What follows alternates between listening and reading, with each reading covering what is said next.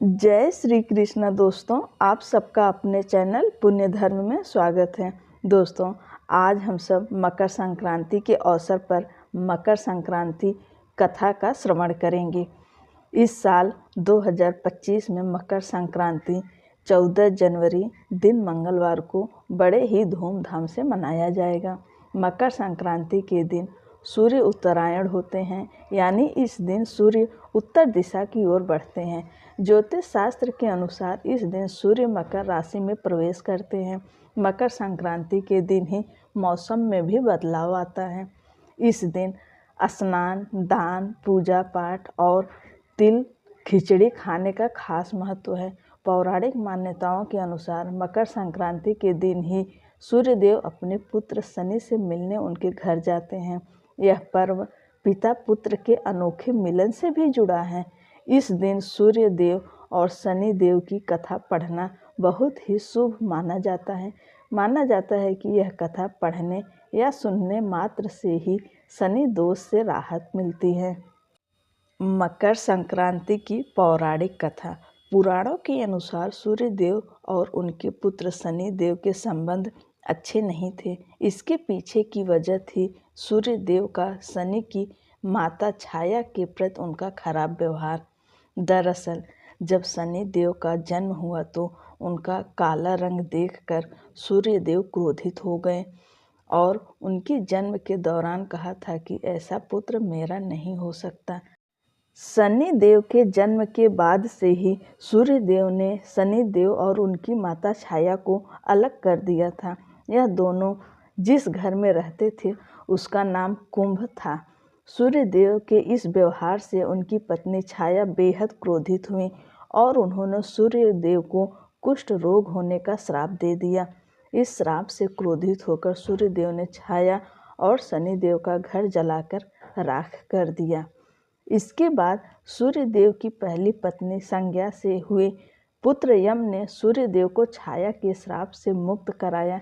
इसके साथ ही यम ने सूर्य के सामने मांग रखी थी कि वह माता छाया और शनि के प्रति अपने व्यवहार में बदलाव लाएं। सूर्य को भी अपनी गलती का एहसास हुआ और वह पत्नी छाया और पुत्र शनि से मिलने उनके घर पहुँचे।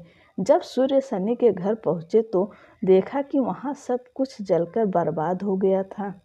सूर्य देव को देखकर शनि बेहद प्रसन्न हुए और काले तिल से अपने पिता का स्वागत किया था। शनि देव के इस व्यवहार से सूर्य देव बहुत ही प्रसन्न हुए।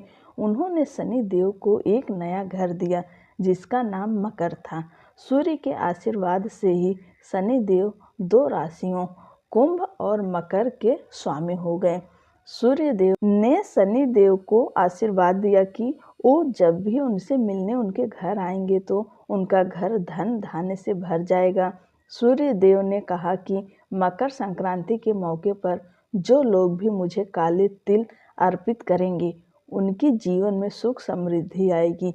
इसलिए मकर संक्रांति के मौके पर सूर्य देव की पूजा में काले तिल का इस्तेमाल करने से व्यक्ति के घर में धन धान्य की कोई कमी नहीं रहती।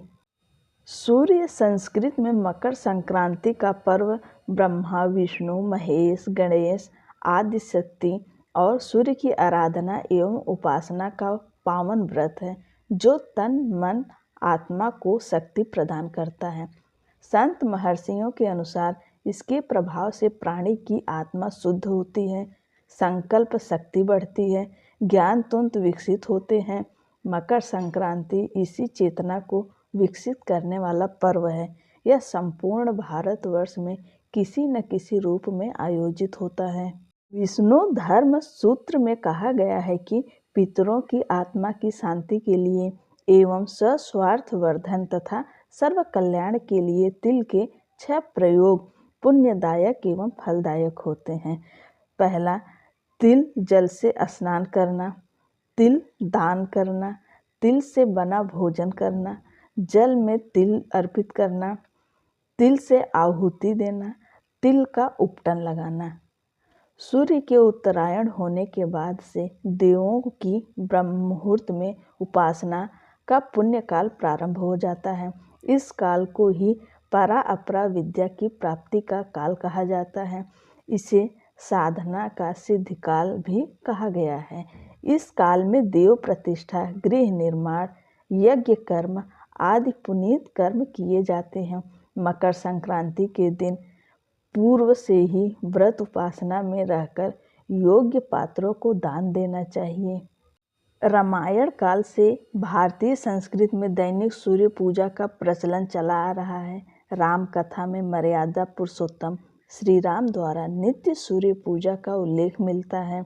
राजा भगीरथ सूर्यवंशी थे, जिन्होंने भगीरथ तप साधना के परिणाम स्वरूप पाप नाशनी गंगा को पृथ्वी पर लाकर अपने पूर्वजों को मोक्ष प्रदान करवाया था। राजा भगीरथ ने अपने पूर्वजों का गंगा जल, अक्षत, तिल से श्राद्ध तर्पण किया था। तब से माघ मकर संक्रांति स्नान और मकर संक्रांति श्राद्ध तर्पण की प्रथा आज तक प्रचलित है। कपिल मुनि के आश्रम पर जिस दिन मातु गंगे का पदार्पण हुआ था, वह मकर संक्रांति का दिन था। पावन गंगा जल के स्पर्श मात्र से राजा भगीरथ के पूर्वजों को स्वर्ग की प्राप्ति हुई थी। कपिल मुनि ने वरदान देते हुए कहा था, मातु गंगे त्रिकाल तक जन जन का पाप हरण करेंगी और भक्त जनों की 7 पीढ़ियों को मुक्ति एवं मोक्ष प्रदान करेंगी। गंगा जल का स्पर्श, पान, स्नान और दर्शन सभी पुण्यदायक फल प्रदान करेगा। महाभारत में पितामह भीष्म ने सूर्य के उत्तरायण होने पर ही स्वेच्छा से शरीर का परित्याग किया था। उनका श्राद्ध संस्कार भी सूर्य की उत्तरायण गति में हुआ था। फलतः आज तक पितरों की प्रसन्नता के लिए तिल अर्घ्य एवं जल तर्पण की प्रथा मकर संक्रांति के अवसर पर प्रचलित है। सूर्य की 7वीं किरण भारतवर्ष में आध्यात्मिक उन्नति का प्रेरणा देने वाली है। 7वीं किरण का प्रभाव भारतवर्ष में गंगा यमुना के मध्य अधिक समय तक रहता है। इस भौगोलिक स्थिति के कारण ही हरिद्वार और प्रयाग में माघ मेला अर्थात मकर संक्रांति या पूर्ण कुंभ तथा अर्ध कुंभ के विशेष उत्सव का आयोजन होता है। ओम गृणी सूर्याय नमः। जो भी इस कथा को पूर्ण रूप से श्रवण किया, भगवान सूर्यदेव का आशीर्वाद उन पर सदैव बना रहे। वीडियो में अंत तक बने रहने के लिए आपका बहुत बहुत धन्यवाद। दोस्तों, चैनल को सब्सक्राइब कर लीजिए। राधे राधे।